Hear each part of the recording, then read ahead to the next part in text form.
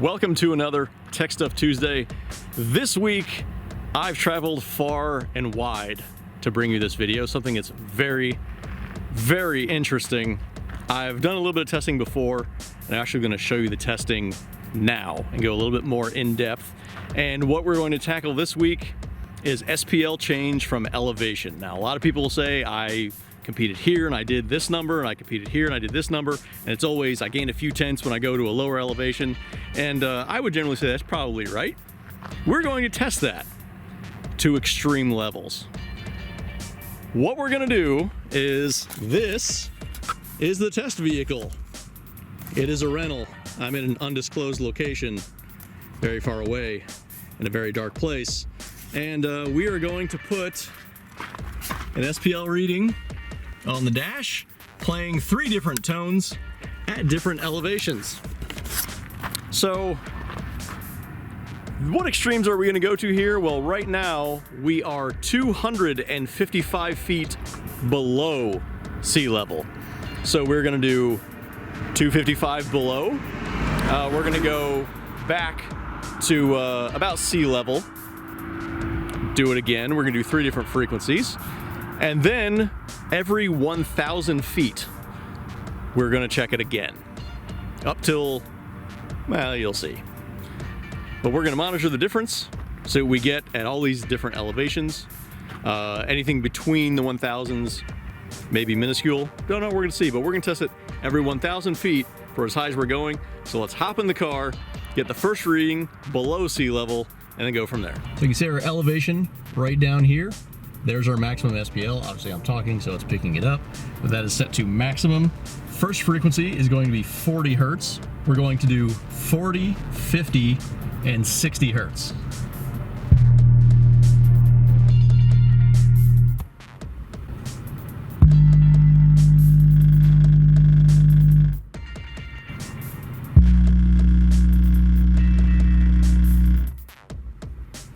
All right, now on to the next elevation.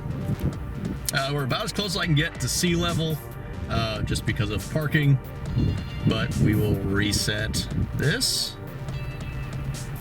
to maximum and reset it again since I was talking.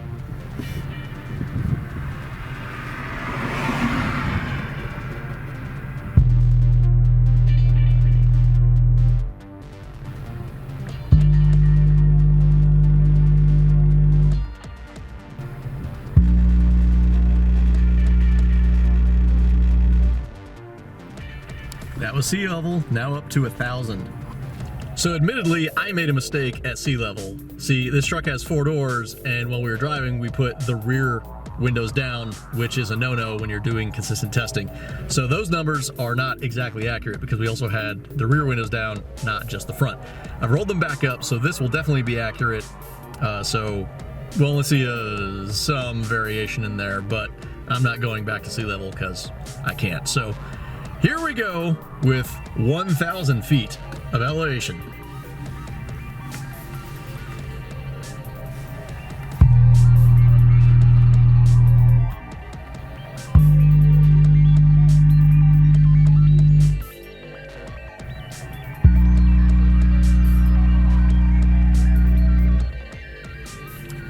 (2,000 feet).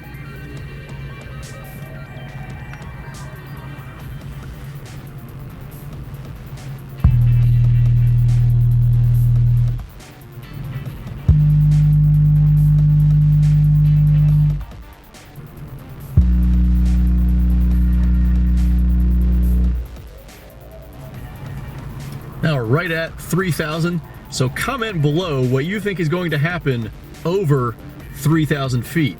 Now we're going to try this one.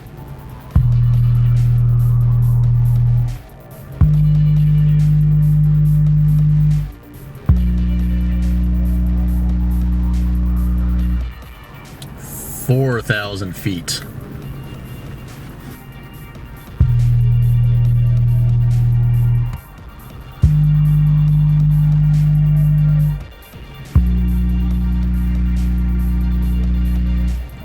(5,000 feet).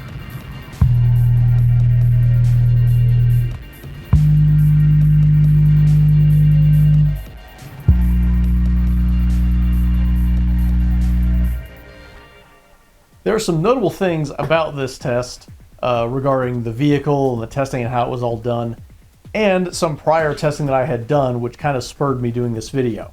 So, as you saw in the video, it was a crew cab truck that was used. It was a rental. It did not have a full-blown system in it. It was the factory speakers, all that kind of stuff. So there may be some variance once you get into higher pressure and that kind of thing, and really being able to accurately reproduce lower frequencies like 40 hertz. Those door speakers not very good at it. It's still the same system, the same vehicle, and the same scenario for the entire way, so it still gives you a baseline for results. The entire test was done with the driver front and passenger front windows open. The rear windows were closed, except for where that mistake was made at sea level. Because we're dealing with such low SPL, we may see a difference with all the windows up, or it may just respond differently with all the windows up, but that's how this test was done, so that's your point of reference.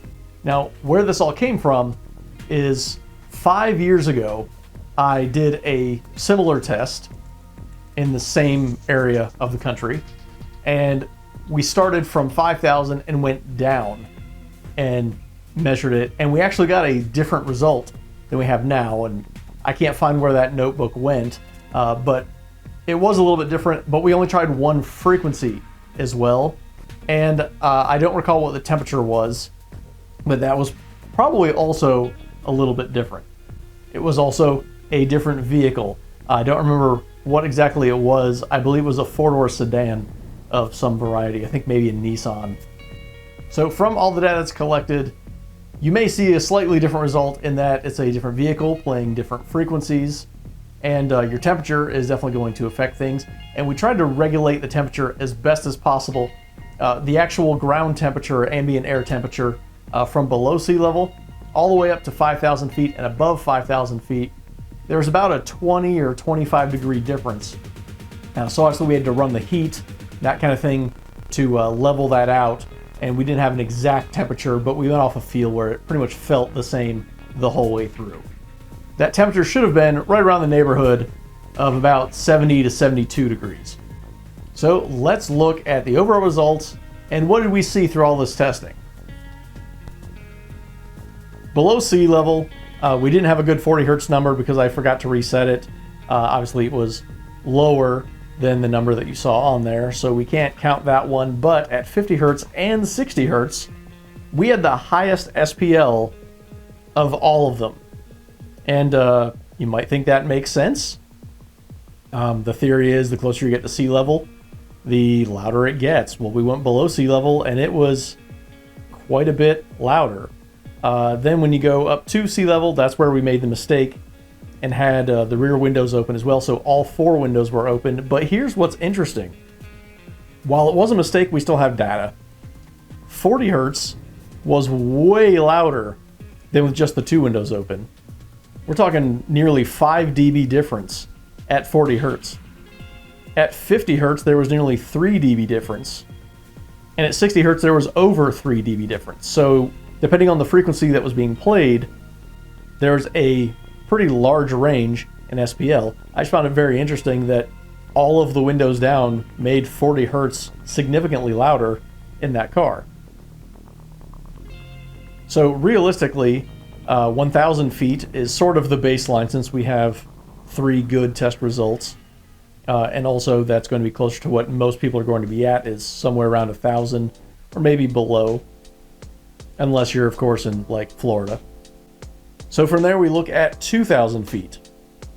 We had tenths gained at 40 and 50 hertz going up in elevation, and 1 dB at 60 hertz, which is kind of weird because it's supposed to go down when you go up in elevation, but we actually saw a gain from 2,000 or from 1,000 to 2,000. Then again, at 3,000 feet, we saw a 1.9 dB gain at 40 hertz, which kind of blows my mind. Then at 50 hertz, a 0.7 gain, and at 60 hertz, a 2.5 dB gain. And that's just going from 2,000 to 3,000 feet. So again, depending on the frequency, huge difference.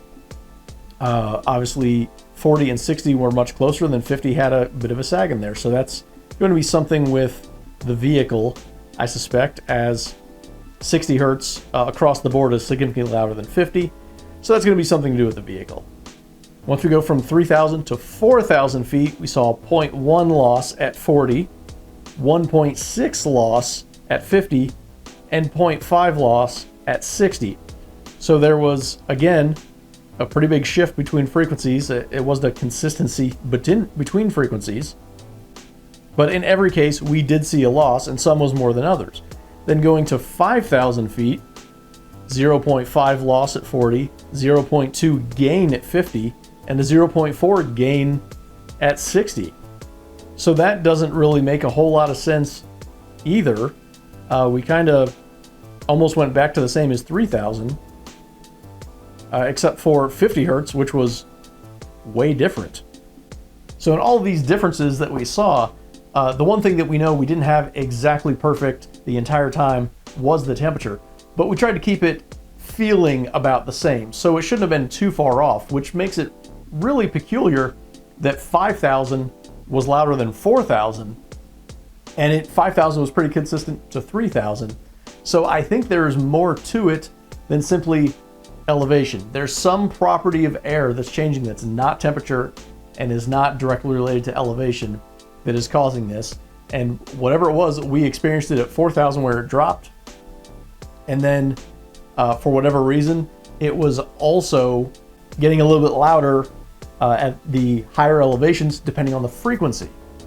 So all of this is very frequency dependent, but there is no doubting that below sea level is definitely louder. I wish we would have had better data at sea level so we can see exactly where the shifting point is. It may be something to do with at sea level, and below sea level is a significant advantage versus some others, but I don't think at this point we can blanket and say the lower the elevation, the louder it will be. There are definitely other factors that have to do with the properties of air at those different elevations than we know beyond this test. So maybe this is something that I will revisit and get a little bit more controlled and a little bit more detailed. Maybe something with a louder system or a better setup that I can check that with. Maybe I'll add a sub to a rental car or something like that where I do that. That place is 2,000 miles from where I live, so it's not exactly something I can go back and retest very easily. So what did you think was going to be the result of this test? Comment that below. If you have any suggestions for future videos, comment that below. If you found this interesting, make sure you give it a thumbs up, make sure you're subscribed, hit that notification bell so you get a notification for all of our new videos. If you'd like to see these videos before everyone else, hit that join button that's right by subscribe. Be a premium member where you get exclusive deals for sale pricing, giveaways, you get to see videos early. You can chat directly with me in live feeds as well. I'll see you again in another Tech Stuff Tuesday.